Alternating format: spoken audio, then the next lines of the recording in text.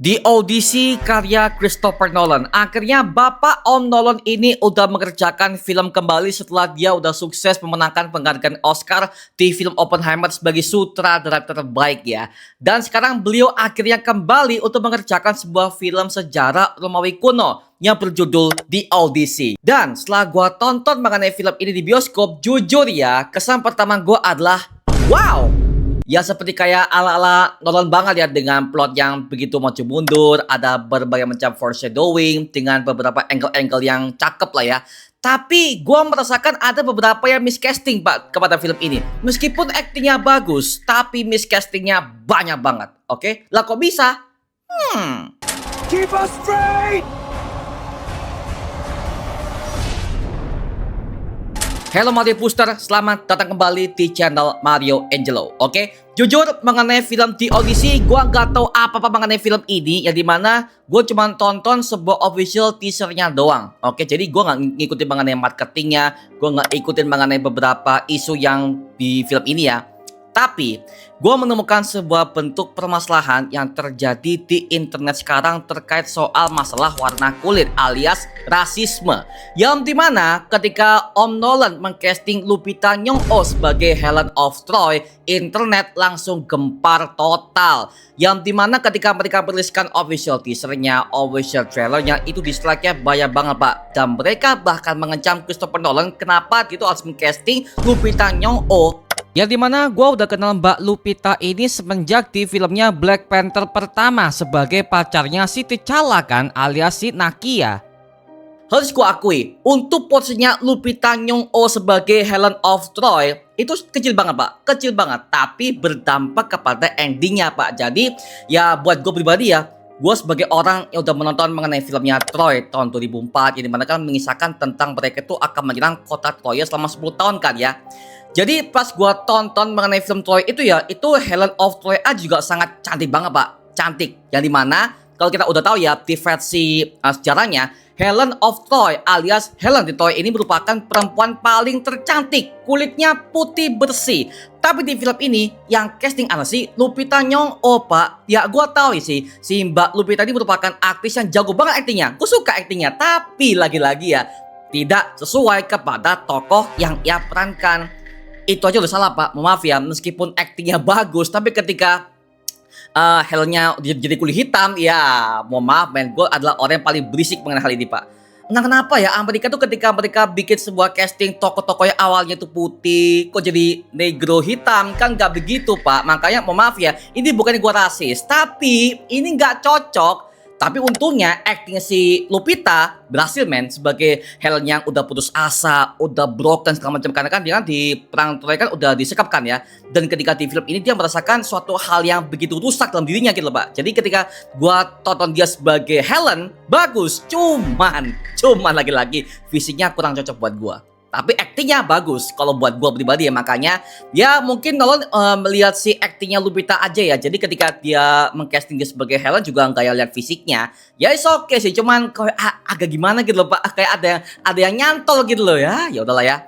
Tapi intinya adalah film ini akan menceritakan setelah perang Troya. Oke, jadi mungkin buat kamu-kamu yang udah pernah menonton film Troy tahun 2004, itu kan mengisahkan tentang Agamemnon akhirnya mengajak semua para pasukannya untuk menyerang kota Troya ini kan selama 10 tahun. Oke, selama 10 tahun. Tapi kita nggak pernah menemukan sebuah ending ketika mereka nggak pulang ke kampung halaman mereka Pak. Ya dimana film ini akan melanjutkan kisah Troy yang satu ini. Oke, tapi dengan tema yang berbeda ya, dengan ala-ala Christopher Nolan. Dan gue akui men, Matt Damon sebagai Odysseus. Oke, wow.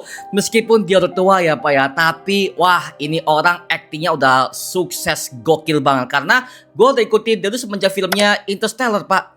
Interstellar, gue nangis Pak. Dia sebagai astronot yang udah putus asa, dan ketika dia tiba-tiba ke masa depannya, wah itu gue tepuk tangan men. Belum lagi dia juga pernah bermain sebagai jenderal perangnya di filmnya Oppenheimer. Oke, jadi mana dia sebagai tokoh sampingan. Oke Pak, sebagai jenderal perangnya hanya memanfaatkan si Oppenheimer seperti apa, segala macam politiknya masuk. Bagus men, pokoknya Nolan, ciri khas Om Nolan selalu memberikan plot cerita yang bisu merawut, tapi ketika di act ketiga itu akan disatukan semuanya Pak.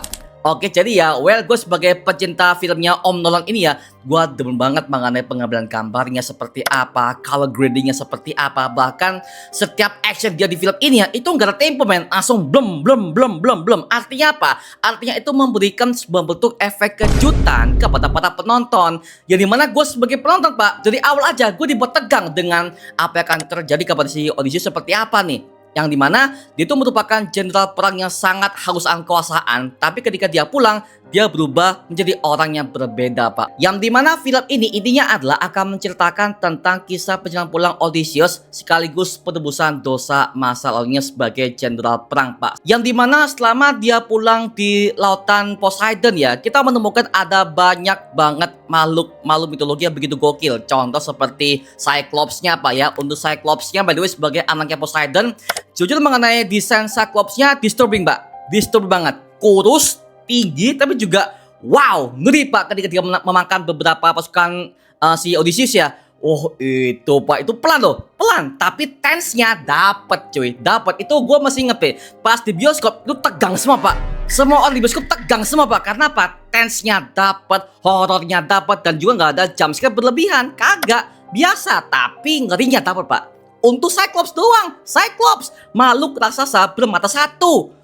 Kemudian nextnya, gue pengen bahas mengenai beberapa adegan action yang ditampilkan kepada film ini, dan juga ada beberapa adegan bisa dibilang cukup disturbing pak. Oke, yang pertama adegan penyihir Circe ketika para pasukan Odysseus ketika mereka itu lagi di pulau ya, mereka menemukan sebuah rumah kecil yang ternyata rumah itu milik penyihir Circe yang merupakan penyihir paling mengerikan di era Yunani kuno ya. Dan ketika dia memberikan makan kepada mereka ya, mereka akhirnya diubahkan jadi babi. Dan kalau kalian sadar ya, itu merupakan sebuah bentuk pesan metafora yang dia sampaikan kepada para penonton, bahwa manusia ini merupakan makhluk yang sangat rakus dan juga makhluk yang sangat egois.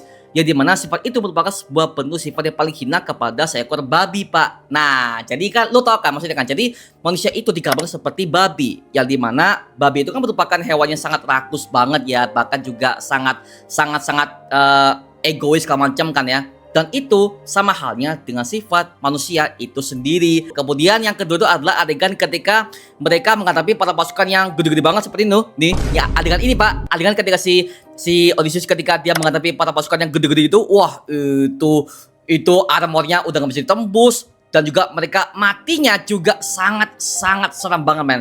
Ini merupakan sebuah bentuk adegan survival yang paling mengerikan yang pernah gue lihat di eranya filmnya Christopher Nolan.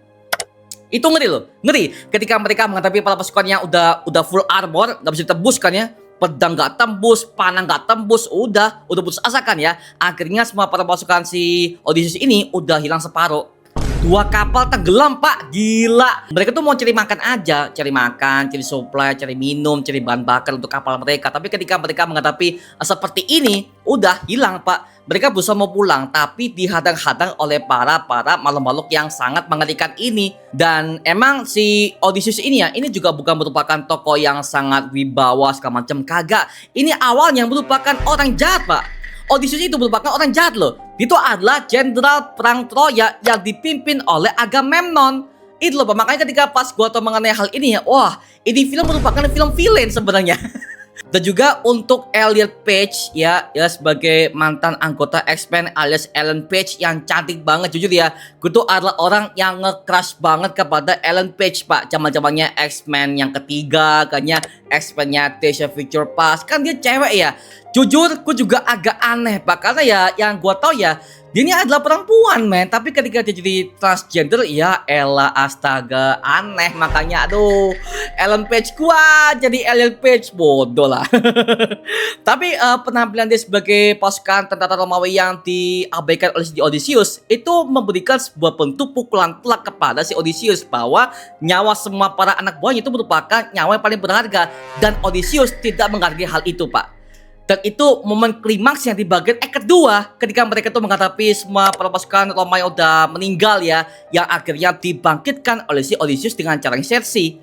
Itu gua melihat itu ya, wah, itu memberikan sebuah bentuk pukulan telak kepada batinnya Odysseus, bahwa dia harus menghargai setiap kerja keras anak buahnya pak. Jadi, makanya di endingnya akhirnya si audisi ini akhirnya berusaha untuk kembali ke beberapa tempat-tempat itu untuk menghormati semua jasa-jasa mereka sebagai pasukan Romawi. Itu bagus men, gila sih, gila. Makanya di film ini gua belajar banyak hal terkait mengenai soal emosi manusia yang berusaha untuk mengambil alih demi keegoisan mereka masing-masing. Oke, dan juga ya gue sebagai penonton gue suka kepada aktingnya Tom Holland sebagai anaknya si Odysseus dan juga Robert Pattinson sebagai villainnya Pak. Oke, jadi mana ya ini mungkin buat kamu-kamu yang udah tahu ya. Jadi Robert ini sama si Tom ini ya udah pernah main beberapa kali kepada film-film Hollywood mereka sebelum mereka bergabung kepada Marvel DC ya. Oke, jadi gue pernah ada sebuah satu film ketika mereka berdua ini pernah bertarung di beberapa adegan film yang udah real banget ya. Cuman gue lupa, pokoknya si Robert ini selalu memainkan tokoh antagonis. I've been watching your every move for the last couple weeks. Saying she got that way from some boy. Don't fucking lie to me. I ain't gonna take the blame for no bastard child. Bagus banget, gila, Batman gue jadi musuh Pak di film ini. Akhirnya ada sebuah meme Spider-Man versus Batman Pak. aduh. Jadi ya memang di sepanjang beberapa kali mereka berdua ini selalu diadu di beberapa adegan. Selalu Tom Holland sama Robert Pattinson, selalu mereka berdua Pak. Makanya ketika mereka duet ke film ini sebagai tokoh baik dan jahat ya, wah, meme lagi nih, Batman versus Spider-Man nih. Dan juga gue pengen bahas mengenai beberapa fase di momen akhir ketika beberapa adegan fighting bisa bilang cukup oke, cukup tegang. Cuman gini cuy, gue menemukan ada beberapa kekurangan yang gue dapatkan kepada film ini. Yang pertama, di act ketiga ketika si Odysseus lagi bertarung dengan berbagai macam anak buah di kerajaan itu ya, itu beberapa movement kameranya juga agak nggak stabil, juga bikin gua agak sedikit pusing Pak. Entah kenapa ya, karena di beberapa adegan tuh meskipun musiknya udah mendukung ya, tapi dalam segi bentuk visual ada beberapa angle kamera yang bikin gue agak pusing men. Entah kenapa ya, makanya ketika di act ketiga buat gue pribadi itu merupakan act yang paling hampir berhasil. Karena apa? Atmosfernya dapet, feel-nya dapet, bahkan tegangnya dapet. Cuman beberapa angle kameranya, movement kameranya juga agak bikin gue pusing men. Makanya ketika di act ketiga itu ya harusnya bikin gue tegang, tapi gue dibuat pusing duluan. Kenapa? Visualnya Pak bikin lo kok begini.